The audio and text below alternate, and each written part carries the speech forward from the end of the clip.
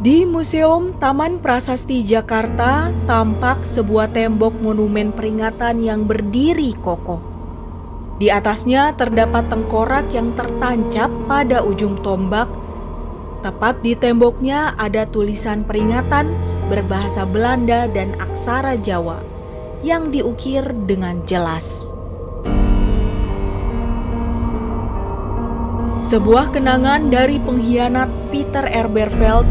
Tidak seorang pun kini boleh membangun, membuat, meletakkan batu bata dan menanam di tempat ini.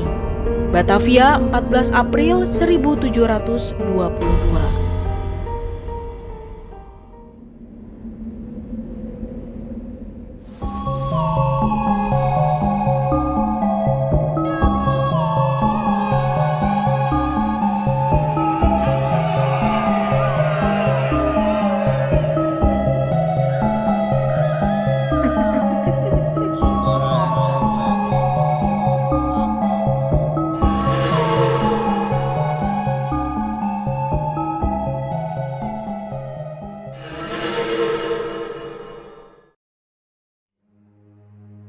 Assalamualaikum warahmatullahi wabarakatuh.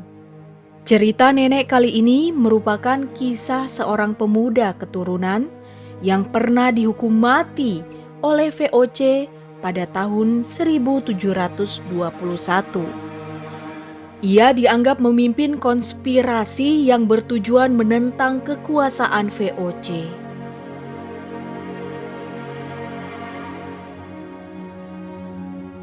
Peter R. Bergeveld adalah anak dari seorang saudagar kaya Jerman, Peter R. Bergeveld Senior, seorang pengusaha kulit binatang yang berasal dari kota Elberfeld. Ibu Peter sendiri konon berasal dari Jawa. Peter yang setengah Indo itu adalah seorang pemuda yang tampan dan baik. Hubungan dengan masyarakat pribumi di sekitarnya sangat dekat. Tak jarang Peter menolong dan bercengkrama dengan mereka.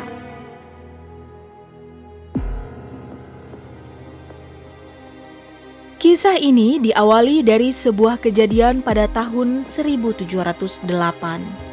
Pada saat itu, Virenede Austin Disekopmenyi atau yang disingkat VOC lewat Dewan Hemraden menyita ratusan hektar tanah milik Peter R. Bergeveld di daerah Pondok Bambu dengan alasan bahwa tanah yang dimiliki Peter tersebut tidak memiliki akte yang disahkan oleh VOC. Banyak masyarakat pribumi yang simpati dan mendukung Peter R. Bergeveld. Walau demikian tidak mempengaruhi pemerintahan VOC untuk mengambil alih tanah yang luas itu darinya. Karena tindakan Peter yang memprotes keras dan dianggap memprovokasi masyarakat pribumi, Gubernur Johan van Horn menambah hukuman dengan mewajibkan Peter menyerahkan denda 3.300 ikat padi kepada VOC. VOC yang ketika itu merupakan maskapai dagang besar pertama di dunia pada saat itu, para petingginya mulai banyak yang melakukan tindakan korupsi. Hal ini merugikan pemerintahan dan akan mengakibatkan maskapai dagang tersebut mengalami kemunduran dan kebangkrutan di awal abad 18. Kejadian penyitaan tanah tersebut membuat Peter semakin membenci pemerintahan VOC. Masyarakat setempat sangat menyayangkan tindakan pemerintah terhadap saudagar Jerman tersebut. Terlebih Peter yang seorang muslim itu selalu mengunjungi ke rumah-rumah warga kampung dan selalu membantu masyarakat sekitar Jakarta West di wilayah barat Batavia. Peter sering mengadakan pertemuan-pertemuan di rumahnya bersama warga yang mempunyai nasib yang sama sepertinya. Di daerah yang lain waktu lebih terkenal dengan nama Kampung Pecah Kulit. Pertemuan dengan seorang pemuda ningrat dari Kesultanan Banten terjadi. Raden Ateng Kartadria dan beberapa pengikutnya adalah tokoh yang dibenci VOC kala itu. Karena merupakan seorang penggerak Mujahid Jayakarta, mereka mulai merencanakan sebuah aksi pemberontakan pada tanggal 31 Desember 1721. Bertepatan dengan pesta malam tahun baru 1722, di mana menurut Raden Kartadria adalah waktu yang tepat karena warga Belanda dan VOC di saat itu akan banyak yang mabuk dalam menyambut tahun baru dan ini akan jauh lebih mudah memberantas mereka. Seluruh bantuan dari Kesultanan Banten akan dikerahkan. Tokoh-tokoh yang akan membantunya juga sudah siaga. Seluruh kebutuhan untuk melakukan aksi itu sudah tersedia. Hanya tinggal menunggu waktu. Pemberontakan itu juga akan mengerahkan 17.000 prajurit yang dikumpulkan oleh Raden Kartadria bersama kawan-kawannya dan akan memasuki kota Batavia pada malam pergantian tahun tersebut.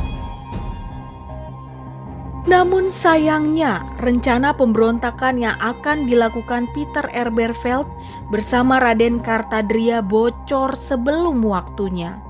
Seorang budak Pieter membocorkannya kepada intelijen VOC. Setelah semuanya selesai dilakukan, Reiket Hire, komisaris urusan Bumi Putra yang merasa mendapat info pertama tentang pengkhianatan Elberfeld, minta balas jasa.